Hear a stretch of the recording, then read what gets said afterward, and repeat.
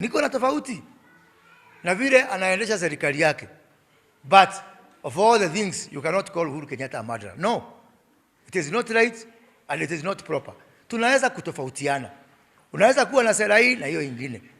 Tuko na machungu, tulifukuzwa, tumefanyiwa dhambi mengi, lakini mambo ingine tunaatia Mungu, na hata kama tuko na tofauti ya kisiasa, tukue watu wa heshima. So na wale watu ambao wanaenda na Sonko wakisema hiyo maneno, nataka kuambia kwamba ukiona Sonko sio mtu wa kupeleka mikutano, ni mtu wa kupeleka hospitali, sababu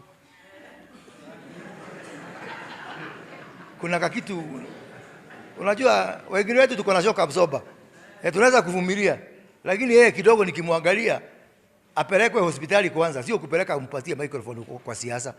Kwa hivyo hata wale watu wanampatia microphone wanakosea kuliko kupeleka mtu kama huyo hospitali. Mimi nikimshika Sonko nitampeleka pale Mathare, aangaliwe vizuri, halafu apone, halafu arudi tukae tuendelee na maisha.